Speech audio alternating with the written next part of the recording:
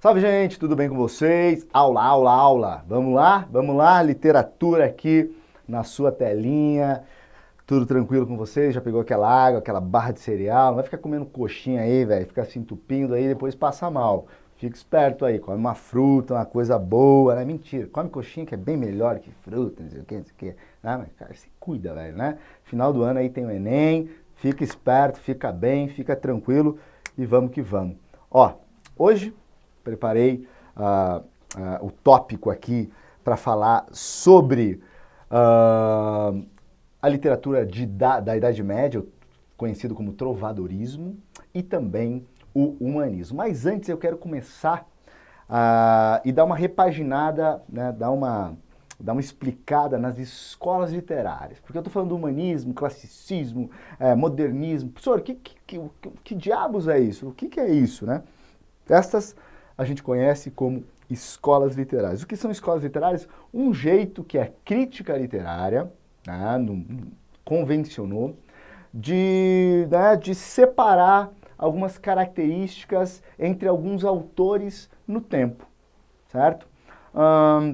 É uma forma didática da gente observar a literatura e estudar a literatura. Então, da vez de você começar a ler um livro atrás do outro, tal, os caras resolveram organizar. Vamos organizar? Vamos ver aí no tempo quem são os autores mais notáveis, quem são os grandes autores. Vamos ver em que tempo ele está, né? Se século XVI, XVII, XVIII. Vamos ver se esses autores do século XVII, XVIII têm algumas características em comum, quais são essas características comuns entre eles, e vamos chamar de realismo, vamos chamar de humanismo, vamos dar uma etiqueta, vamos botar esses autores numa gaveta. Geralmente se estuda assim a literatura. Por Enem, eu costumo fazer uma coisa mais interdisciplinar, puxar, tirar dessa gaveta, colocar na outra, misturar as gavetas, porque o Enem faz isso. Mas também é importante a gente ter esse estudo um pouco didático para que você consiga visualizar essa história da literatura. Então, essa linha do tempo aqui, ela dá uma organizada na história da literatura de língua portuguesa, ok? Quando a gente está falando, por exemplo, aqui no século XII, deixa eu botar aqui, né, no século XII, a gente começa hoje a falar sobre essa escola aqui chamada trovadorismo. No século XV a gente tem o humanismo, que segue para o XVI com o classicismo. A gente tem o Camões, por exemplo. A gente vai estudar a figura do Camões, certo? Então vejo que a gente está avançando no tempo e botando em gavetas alguns autores que a crítica especializada entende que tem afinidade entre estes sujeitos, ok? Lá.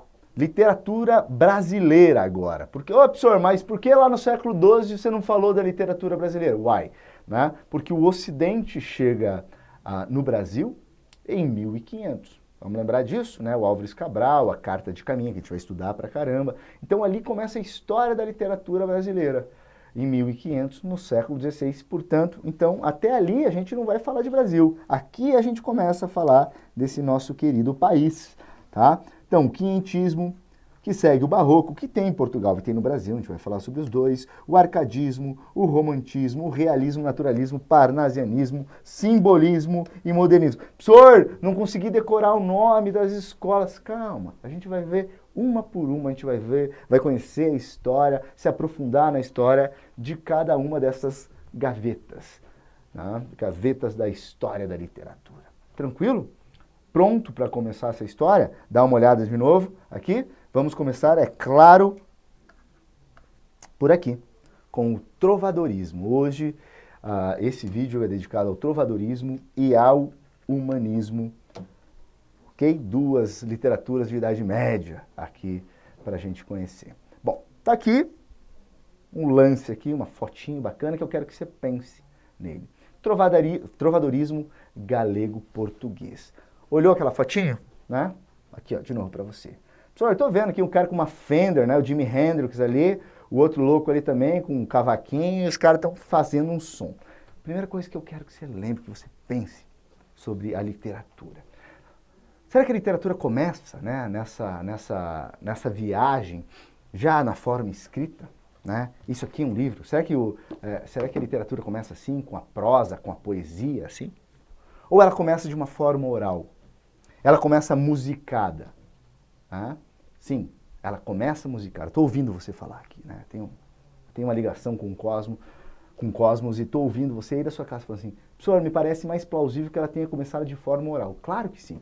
Por quê? Porque as pessoas se encontravam, ninguém ficava lá, não, vamos dizer, né? Essa coisa da forma escrita, de escola, de pessoas alfabetizadas é uma coisa muito recente, muito moderna. Tá? A gente está falando do século XII, quem escrevia eram os monges, uns caras lá mais ou menos letrados. O resto, ninguém escrevia, não tinha essa coisa, escrever uma letra de canção. Então, esse pessoal se reunia em feiras e tocava lá o seu som. Tocava o seu som para falar das coisas que a gente fala hoje. E por isso que eu gosto dessa aula, dessa história do trovadorismo. Os caras estão fazendo e pensando a humanidade, o cotidiano deles, a cidade, a política, do jeito que a gente pensa. Esse cara, o trovador, está ali imaginando as diferenças, imaginando que ele poderia ganhar uma menina, o coração de uma menina, e que né, as coisas podem acontecer a partir dessa mágica chamada poesia musicada.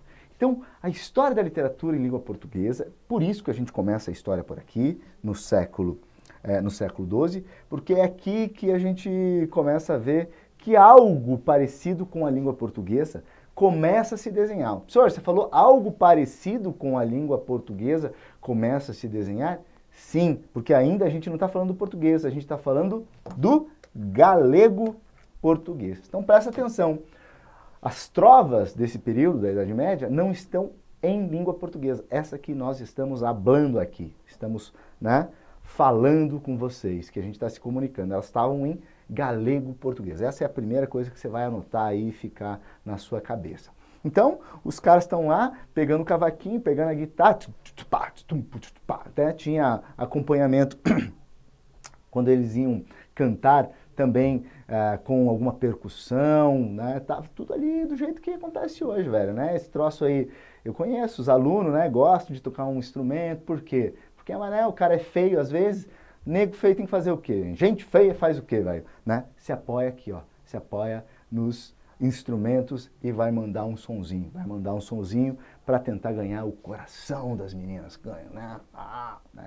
Vai dizer, as meninas, né? Vou perguntar para vocês, um cara assim, né? Bonitinho, tal, que não toca violão. Outro, mais ou menos, remediadinho, né?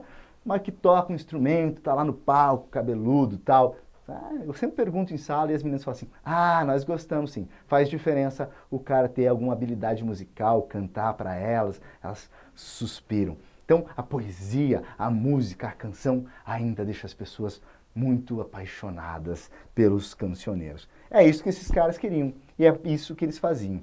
Beleza? Olha lá, século XII ao XV, 1189, 1434, 1139, independência de Portugal, feudalismo, vamos lembrar isso das aulas de história, e principalmente um sistema teocêntrico. Então, a Idade Média é marcada por esse teocentrismo. O Deus no centro de todas as explicações e uma intelectualidade, um jeito de pensar que se resolvia através da palavra e do pensamento divino. Tá? Vamos lembrar que o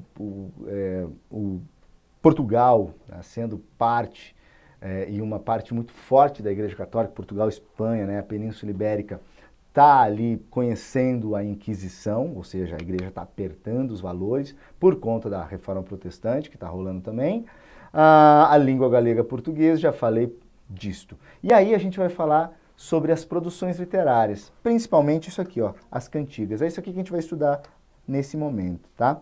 Mas, além das cantigas, além do cara, né, do Zezinho, do doidinho lá que vai tocar um som, havia outras produções, outras maneiras de se fazer literatura naquela época?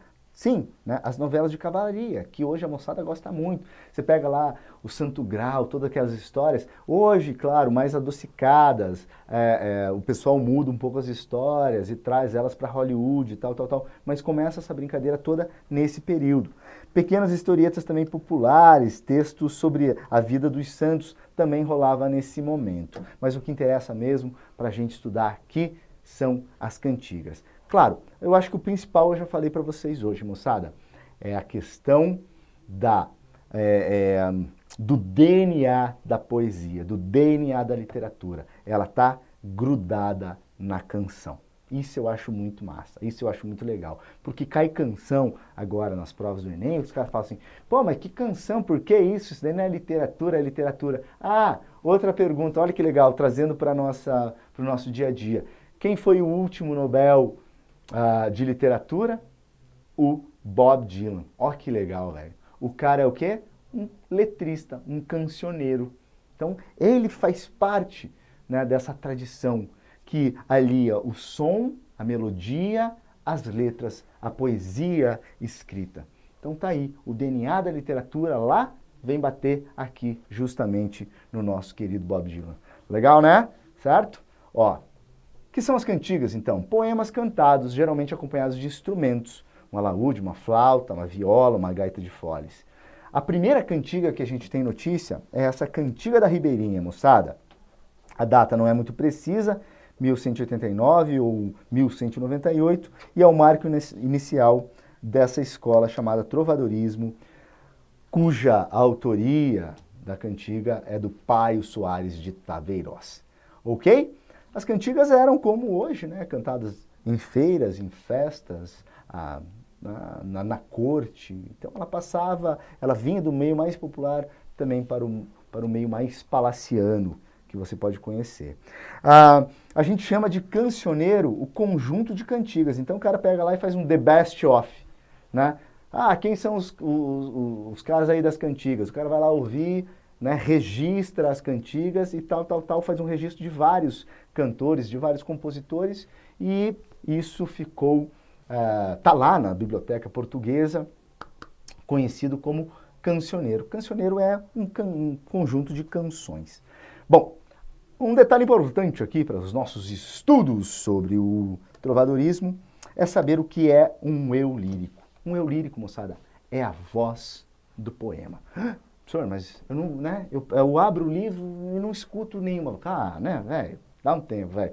A voz do poema, se ela é masculina ou feminina. Quem fala no poema é homem ou é mulher? É masculino ou é feminino? Qual é esse olhar? Professor, é só ver lá na capa do livro. Se for Bob Dylan, é masculino. Se for Chico Buarque, é masculino. Se for Rita Lee, é feminina. Não. Isso quer dizer que eu, por exemplo, ou Chico Buarque ou Bob Dylan, não pode ter um eu lírico feminino? Pode. E sabe por quê? Porque o poeta é um fingidor. O poeta pode se fingir mulher, pode se fingir homem, pode se fingir vaso sanitário, pode fingir o que ele quiser. Velho. Nós estamos no terreno da arte, da imaginação. Essa é a coisa mais fácil de se fazer. O Chico é conhecido, Chico Buarque de Holanda, como um dos grandes nomes do eu lírico feminino. Pode pegar lá canções como Eu Te Amo, e outras, né, doloridas, né, de corno, tem as coisas da mulher mascar vidro quebrado para morrer, lindo, canções lindas, com o eu lírico masculino. Los Hermanos tem algumas canções bonitas, bacanas, que eu gosto também, com o eu lírico feminino. Então, não interessa se o autor é homem, você tem que ver quem fala no poema. Se quem está ali no poema falando é um homem ou uma mulher. Isto é o eu lírico. O eu lírico, tecnicamente isso está completamente errado, mas o eu lírico, vou falar para vocês, vou dar uma manha para vocês, você não vai escrever isso na prova, mas é só para você entender, é como se fosse o narrador do poema. Esse narrador, essa voz dessa narração, é masculina ou ela é feminina? Está falando de um homem ou está falando de uma mulher? Beleza? Isso se chama eu lírico. Tenho certeza que você entendeu. Se não entendeu, o que você vai fazer? Você vai escrever aqui embaixo, tá? Uma pergunta para mim, professor, pode, né, sei o quê, né, dá para explicar em algum outro vídeo, me explica aí, me quebra esse galho, ou eu posso fazer um vídeo depois solucionando isso para você. Se você ficou com alguma dúvida, por favor, não tenha dúvida nenhuma. Vamos que vamos. Eu lírico masculino, eu lírico feminino, e aí a classificação das cantigas. O eu lírico vai ser importante por conta disso. A gente vai ter dois tipos de cantigas, líricas e satíricas. Lirismo vem da lira, daquele instrumento grego. E é a beleza, a fofurice, a poesia que exala desses instrumentos. A cantiga satírica é o contrário. É a zombação, é a sacanagem, é a tiração de sarro, certo? Então, satirizar alguém é tirar sarro, zombar de alguém. Lirismo, amor. Sátira, zombar, certo? Então, as cantigas estão divididas em dois tipos. Dentro desses tipos, a gente tem espécies, a de amor e de amigo, tá? Então, a cantiga lírica de amor tem o eu lírico, já vou dar as manhas para você, masculino. E a de amigo tem um eu lírico, ou seja, a voz do poema, feminina. Essa é a diferença entre os dois. Os dois falam de amor, mas um com uma voz, com, entre aspas, narrador masculino, e a outra com narrador feminino. Tenho certeza que você já entendeu, né? Não vou ficar repetindo que nem um mané aqui. E as satíricas, professor, as duas são masculinas, tá? Hoje quase não se distinguem elas, mas essa aqui, ela é mais indireta, a de escárnio é mais indireta, e a de mal dizer é mais direta. Mas não se preocupa não, né? Quando mandarem vocês distinguirem uma da outra, e hoje em dia, Enem nem se fala, não cai um troço desse, vestibular também, tá? Seria a de mal dizer, ela é mais pesada. Essa aqui tem sexo, tem sacanagem, né? Tem tudo de bom, tá? Bom, vamos que vamos falar sobre cada uma. Então, cantiga de amor vai ter, como eu disse para vocês, um eu lírico masculino. Vai falar de um amor impossível, assim, né? Aquele sofrimento sobre o amor, tal. O nome da mulher não é citado, ela é chamada de senhora. Os caras respeitavam, velho. Não é igual você chega aí, gatinha, não sei o quê. Os caras chamavam de senhora, né? Posso falar contigo, posso, né, falar do seu amor, um amor cortês. A vassalagem amorosa. O cara é um vassalo, tá? O cara está jogado aos pés da mulher. E o ambiente onde se passa essa cantiga é a corte, geralmente. Ok?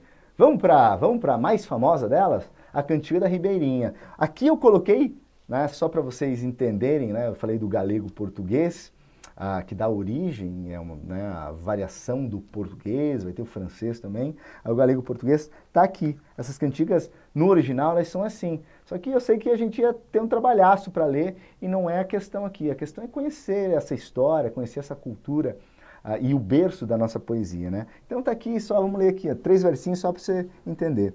No mundo não me sei parelha, mentre me for como minha vaca, já moro por vos, e ai, minha senhor branca e vermelha. Viu? Fiz o wizard do galego português, vai. Vamos ver como fica a tradução disso? Cantiga da Ribeirinha. Tá ali, ó. No mundo não conheço quem se compare a mim enquanto eu viver como vivo, pois eu morro por vós. Ai, pálida senhora de face rosada, quereis que eu vos retrate quando eu vos vi sem manto. Infeliz o dia em que acordei, que então eu vos vi linda. E minha senhora, desde aquele dia, ai, as coisas ficaram mal para mim, e vós, filha de Dom Pai, o Muniz, tendes a impressão de que eu possuo roupa luxuosa para vós. Pois eu, minha senhora, de presente nunca tive de vós nem terei o mimo de uma correia. Então o cara é meio que esnobado por ela, né? Ele é mais pobre, ela é filha do Dom Pai, o Correia, tá? E ele sofre de amores por ela, o amor impossível. E, ai. Agora a pergunta para você que não quer calar. Esse eu lírico é masculino ou feminino? E você vai me dizer masculino, tá? Então por isso nós temos aqui uma cantiga, certo? Olha lá comigo no nosso esquema, uma cantiga lírica, porque está falando de amor, e de amor. Uma cantiga lírica de amor. Se esse eu lírico fosse feminino, ela seria de amigo, que a gente passa a estudar agora. Cantiga de amigo. Ó, já vou dar uma dica para você. Esse amigo aí não é aquele amigo, né? Aquele amigo que você leva lá para tua casa e fala assim, ai mãe, um amigo meu que a gente vai estudar no quarto, né? Não tem nada disso, velho. Aqui é amiguinho apaixonado mesmo, não é amizade, essas coisas, não. É amigo, né? Um beijo na boca aqui, tá? Eu lírico feminino, linguagem mais popular, ambiente, natureza, registro do lamento da moça. Por que registro do lamento da moça? Porque é a moça que está sofrendo agora, é o eu lírico. Professor, mas elas mulheres escrevendo? Claro que não, meu. Né? Mulher escrever é coisa recente, velho. Estamos no século XII, mulher passa longe do lápis aqui, certo? Então, olha lá, tradução já, tá? Ondas do mar de Vigo, acaso vistes, meu amigo, queira Deus que ele venha cedo, ondas do mar agitado. Acaso os vistes, meu amado, queira Deus que ele venha cedo. Acaso vistes, meu amigo, aquele por quem suspiro. Queira Deus que ele venha cedo. Acaso vistes, meu amado, por quem tenho grande cuidado, preocupado, queira Deus que ele venha cedo. Né? Viu? É um eu lírico feminino, uma mulher lamentando, e ela se lamenta por uma paisagem bem natural, que é um mar. Então ela olha o mar de Vigo, observa o mar de Vigo e lamenta a ausência do namorado. Assim, aonde está o meu amigo? Aonde está o meu amigo? Bom, essa então vou tomar uma aguinha aqui, é a cantiga de amigo. Ok, galera? Bom, passamos pro outro tipo de cantiga, a satírica, aquela que vai zombar. E aí eu falei que tem dois tipos, a de escárnio e a de maldizer. Tá aqui, a primeira é a de escárnio. Satiriza aspectos e situações sociais, linguagem popular, trocadilhos e ambiguidade, ironia, crítica indireta. Tá? Cara, a crítica não vem distinguindo muito esses dois tipos, a de escárnio e de maldizer. O que eu gosto que vocês pensem nelas é isso, o poder da canção, velho. Desde o século II, claro, antes, óbvio, já tinha isso, estou falando aqui do século II, porque é o que a gente está estudando. Mas vejam, como o rap tem um pouco dessa linguagem, zombar, criticar, falar mal, né? Música de protesto, né? Trovadores, quando você quer falar mal de alguém, qual o melhor jeito? Para você ganhar o coração e para você destratar os outros. A melhor forma, a força da canção ainda ela é muito presente. E é isso que a gente vê nessas canções. Os caras, falando mal de político, falando mal de sacanagem, falando mal de mulher que perdeu a virgindade, falando mal de homem que é canalha, de tudo o que você possa imaginar. Vamos para uma dessas? Sobre vós, senhora, eu quero dizer verdade, e não já sobre o amor que tenho por vós. Senhora, bem maior é vossa estupidez. Ó, o cara é carinhoso com a moça aqui, né? Do que a de quantas outras conheço no mundo. Ou seja, você é a mais estúpida que eu conheço no mundo. Tanto na feiura quanto na maldade. Aqui é meio Faustão, né? Tanto no profissional quanto no pessoal. O cara fala o quê? Tanto na feiura quanto na maldade. Então ela é feia e burra, tá? Não vos vence hoje senão a filha de um rei. Eu não vos amo, nem me perderei de saudade por vós, quando vos ouvir. Então eu não vou querer, quando você falar comigo eu não quero nem saber. Você é burra, chata e feia, tá ok? Olha lá, agora a última, para fechar, cantigo de maldizer. Crítica direta, aqui é para ser pesado. Você achou que a outra era pesada? Aqui é mais pesado ainda. Zombaria, palavrão, sacanagem, putaria, tá tudo aqui. Olha lá, dona feia, foste vos queixar que nunca vos louvo em meu cantar. Então, a história aqui é a seguinte, a mulher foi reclamar do trovador que ele nunca cantava para ela, nunca fazia uma letrinha para ela. Mas agora quero fazer um cantar em que vos louvares de qualquer modo, e vede como vos louvar, dona feia, velha e maluca. Dona feia, que vos me perdoe, pois tendes tão grande desejo de que eu vos louve por este motivo, quero vos louvar já de qualquer modo. E vede qual será a louvação, dona feia, velha e maluca. Dona feia, eu nunca vos louvei em meu trovar, embora tenha trovado muito, mas agora já farei um bom cantar, em que vos louvarei de qualquer modo. E vos direi como vos louvarei, dona feia, velha e maluca. Certo? Tá aí, galera. Massa? Tranquilo? Ó, dá um curtir aí se você entendeu tudo, bota a sua opinião, se você não captou alguma coisa, o que falta, o que não falta, me orienta aí, porque eu tô aqui para te ajudar, para fazer o melhor que eu posso, para te entregar a melhor aula e você passar, resolver o seu sonho, seja no Enem ou qualquer outro que você tenha para estudar. Beleza? Tamo junto, galera. Vamos lá, vamos falar do humanismo rapidinho aqui e de um cara essencial que é o Gil Vicente. De orelhada a gente fala também do Ariano Suassuna, que é um dramaturgo que morreu recentemente, contemporâneo nosso. Vamos ver como faz essa mistura, essa viagem? Olha lá, galera. Então, no século XII, nós tivemos o trovadorismo, que a gente viu aqui, certo? O tempo vai passando, esse teocentrismo que a gente falou, Deus no centro das questões, vai se enfraquecendo e a gente começa a ter uma virada para o antropocentrismo.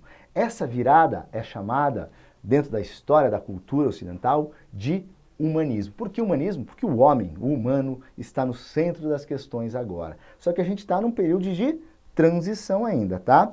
Então estamos no século XV e XVI. O Renascimento está rolando. retorno aos valores greco-romanos, vamos pensar que esses caras são o berço, né, dessa racionalidade ocidental, por isso esses valores são resgatados.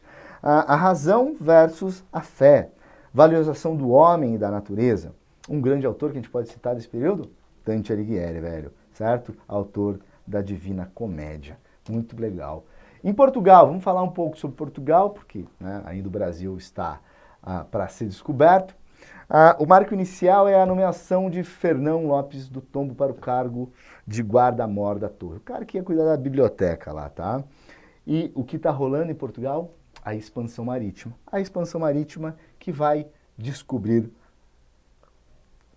o Brasil, certo?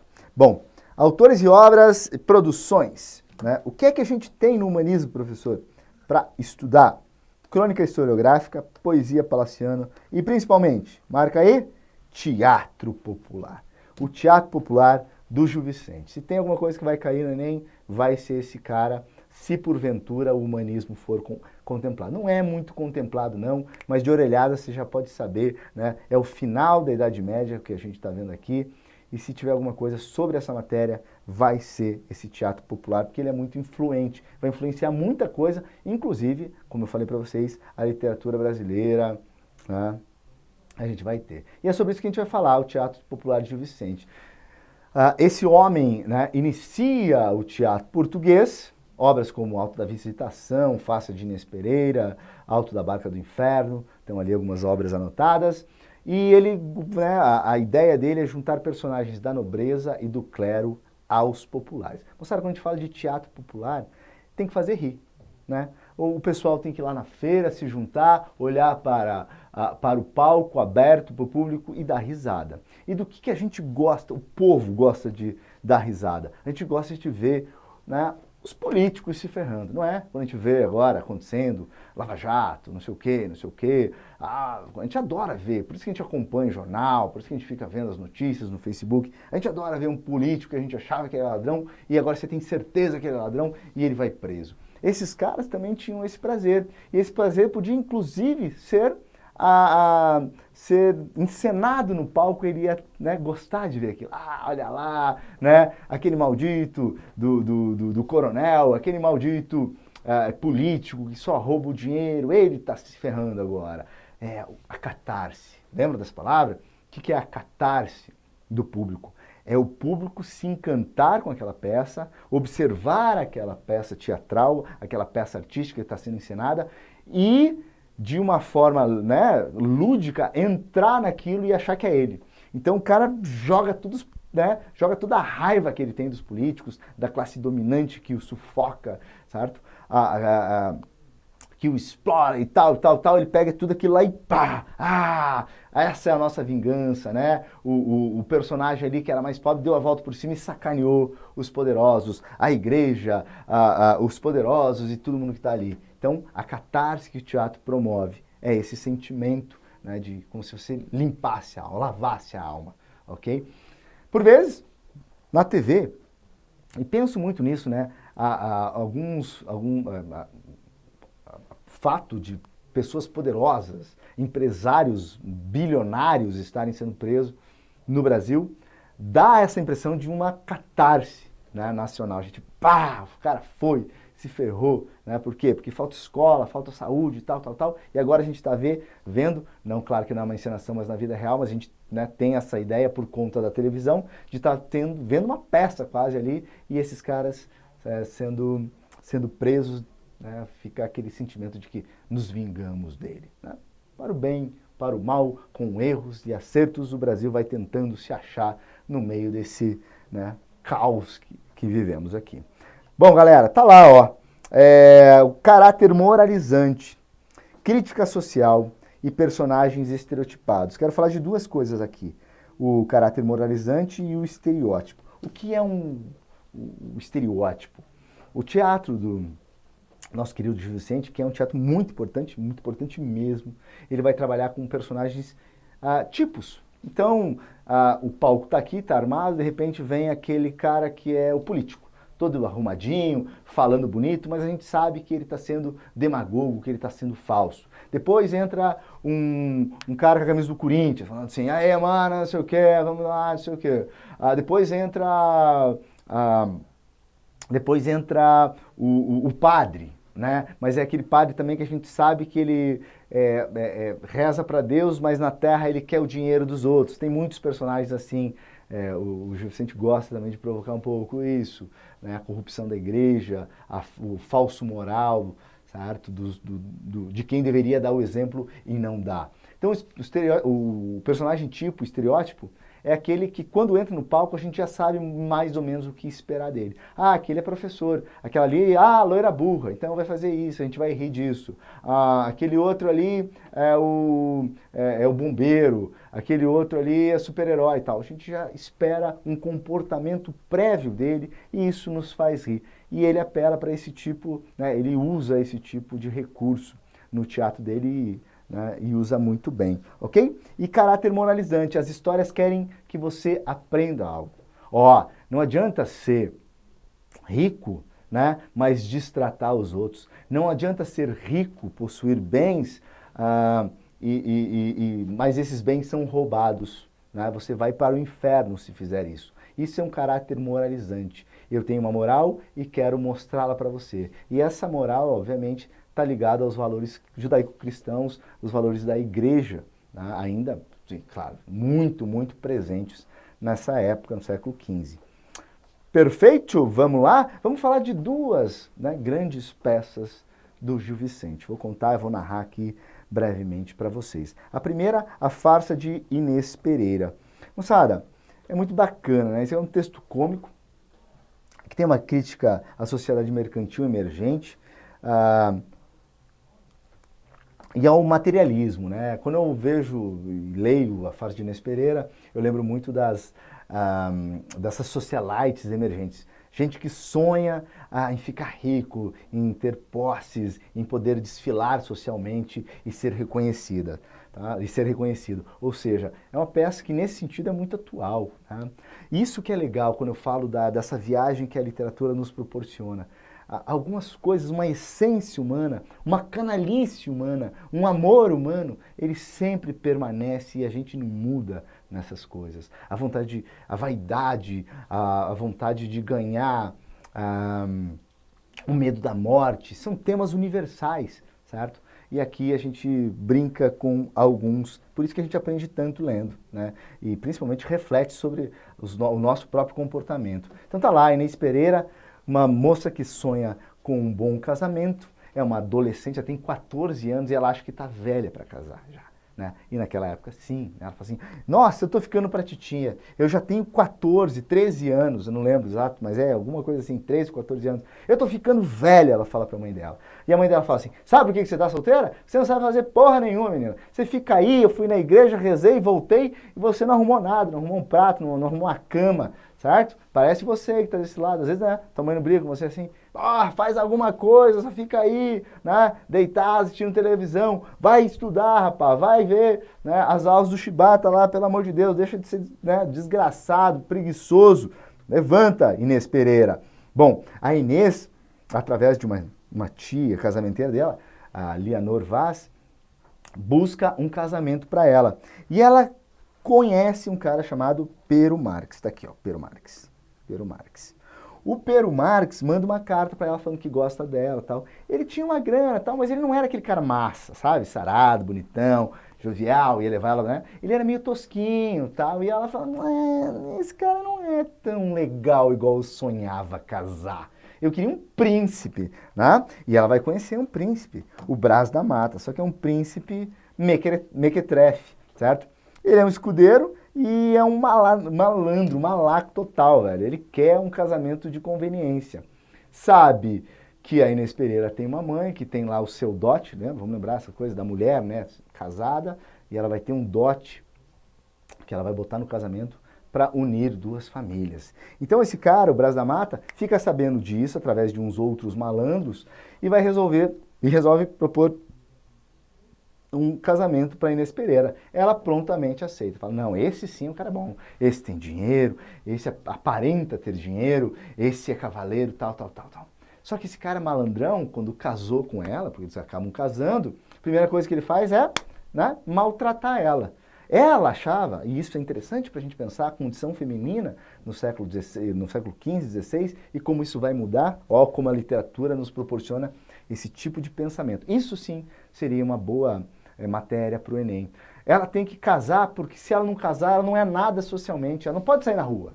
Ela tem que sair com alguém. Então ela quer o quê? Ela quer ir para festa com o marido, ela quer ser apresentada para a sociedade, ela quer ir na igreja com o marido. Tá? Ela quer viver. A mulher não podia fazer nada disso. Né? Tristemente, ela não podia fazer nada disso. E ela acha que vai fazer com esse casamento, mas o cara tranca ela em casa e fala assim, cala a boca, não enche o saco, fica aí. Né? E certo dia ele fala assim, ó, vai ter uma guerra tal e eu vou para lá. O cara acaba morrendo e ela fica viúva, para sorte dela. Não lamenta muito não. E daí, lembra de quem? Do Pero Marx. Quem ela chutou, rejeitou. E o Pero Marx é um cara que tem tendência à cornice. Ela fala assim, ô Pero, né? O que você acha da gente, né, casar? Né? Ah, mas você não escolheu outro? Ah, o outro morreu. Mas agora você me quer? Quero. Ah, então eu aceito, não tem problema, né, se eu era a segunda opção. Né? Não tem problema. E eles casam, ele acha que vai ficar tudo muito bem, mas, cara, a Inês Pereira é destrambelhada. Ela é muito destrambelhada e ela conhece, né, reconhece um ex-amigo dela, que agora é um ermitão, um cara que vive lá nas montanhas, isolado, e já bota o olho nele e fala assim, esse cara era meio namoradinho meu, ele gostava de mim, né, quando eu era pequena. Fala assim, e aí, o que você está fazendo? Ah, tô morando lá na ermita. Ah, posso te visitar qualquer dia? Pode. E aí eu vou contar algo muito importante para essa peça. Gil Vicente, né, era o grande nome do teatro português, famoso, tal, tal, tal. E um dia falaram assim, ó, seu Gil Vicente, estamos achando que não é você não que faz essas peças aí, que é tudo mentira esses troços aí, que você pega peça de outro. Eu falei, ah, é? Vocês acham? Então me dá um mote aí que eu vou escrever uma peça. Aí os caras deram um mote. Mote é um tema, me dá um tema aí. Tá? Ele falou assim, mais vale um cavalo que me carregue do que um asno que me derrube. Esse é o tema, faz aí, quero ver. E aí é que ele escreve a farsa de Inês Pereira. Quer ver agora? Ó, vamos pensar. O nosso querido Brás da Mata, o primeiro marido da Inês Pereira, é o cavalo que derruba. É ou não é? Ele é bonito, forte, mas ele é traiçoeiro.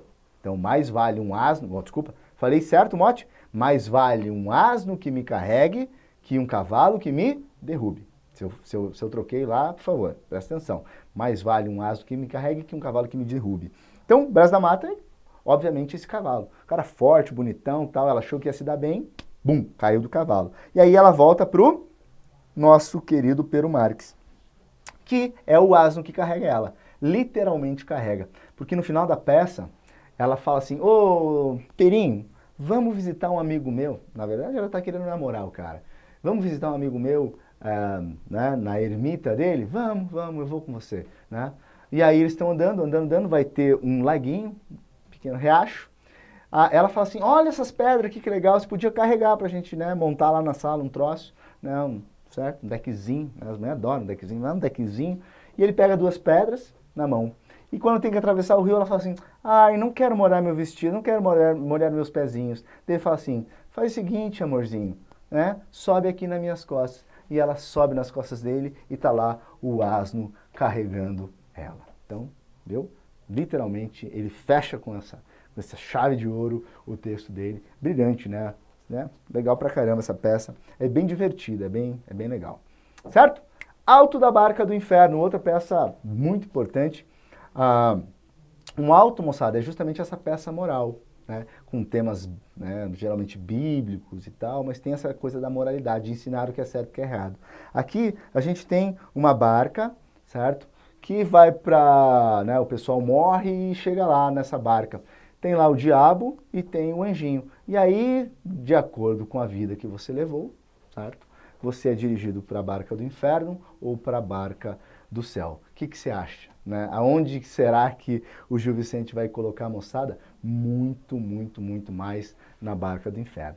Então vão chegar personagens, né, lá como O agiota. O agiota, né, não tem desculpa. O cara que empresta um dinheiro e depois cobra com juros muito alto, né, distorção. O padre, era um padre que engambelava os outros, só pensava em dinheiro. Vai para a barca do inferno. Imagine botar um padre na barca do inferno, certo? Tem um doidinho lá, doidinho é café com leite, pode ir para a barca do céu. Tá lá, velho, né? O político, todos esses personagens e o povão dando risada, né? Um alto tem disso, né? Esse gênero que tem aqui, né? Eu falei um pouco sobre o alto na Idade Média, que trabalha com elementos cômicos e com a intenção moralizadora. E aí, para fechar, entenderam já a peça do Alto da Barca do Inferno? Tá? Para fechar, eu quero que vocês pensem um pouco na origem do Alto da Compadecida. Todo mundo conhece essa peça? Professor, é um filme, não é uma peça. Alto da Compadecida. Na verdade, moçada, esse aqui é uma peça, certo? Cujo autor é Ariano Suassuna, pernambucano, arretado, grande escritor. E isso é legal da literatura contemporânea brasileira, né? Ele se usou dessa tradição ibérica, pega disso do alto e começa a fazer alguns autos, né, como esse da Compadecida, contemporâneos. Então ele usa essa estrutura, mas claro, né, a gente está falando de uma literatura do século XX, que vai falar para o nosso mundo. E aí essa estrutura de comédia, de personagens tipos, estereótipos e tal, de fazer rir, de ser um teatro popular, permanece. Por isso que eu trouxe aqui essa referência. Lembram dessa história? A Alta Compadecida acho que é o filme que mais passa na televisão. Se ligar ela agora, está passando. Tá? A história do João Grilo, tá? Do João Grilo, que é esse. Desculpa. É o contrário. Do João Grilo e do Chicó, né? Uma dupla de malandros. Então eles estão lá, né? E daí tem várias... O Suassuna, isso é legal, ele vai misturar a tradição ibérica, essa que eu estou falando do alto, com a tradição da literatura de cordel. Manja isso, galera? Literatura de cordel, quando eu falo, vocês entendem? Literatura de cordel, por que tem esse nome, cordel? Porque é uma literatura de corda. Como assim, professor? Pensa aí, uma feira, deixa eu dar uma limpada aqui, para ficar bonito, calma. Pensa aí numa feira, lá no sertão pernambucano, certo? O sujeito faz a barraquinha dele aqui, e aqui ele bota o cordel, né? Com aquele grampinho aqui, certo? O cordel com aqueles poemas populares, com aquelas histórias sobre o corno, o padeiro que é corno, sobre o cachorro, e ele vai usando isso daí no Alto da Compadecida, sobre o cachorro que morre e os malandros querem enterrar ele na igreja e o padre não deixa, mas o padre, depois que oferece um din-din pro padre, ele permite o enterro do cachorro, onde já se viu enterrar um cachorro. O Ariano Suassuna vai usar essas histórias populares pernambucanas para juntar com essa tradição ibérica e vai fazer uma grande obra que é o Alto da Compadecida, certo? Então vejam esse intertexto e essa linguagem, né, super moderna e contemporânea que a literatura vai ganhando. Muito legal ver a literatura viva e caminhante assim, né? Certo, galera? O Alto da Barca do Inferno trabalha com personagens estereotipados, já falei sobre tudo isso, você pode dar uma conferida aí no seu texto depois, você tem todo esse material para consultar e estudar. Bom, vou ficando por aqui, para o vídeo não ficar muito longo. Espero que vocês tenham gostado. Por favor, curtam, compartilhem e comentem. Comenta. Nem que seja para falar, oi, professor. Duvido que você faça isso. Faz aí agora. Oi, professor.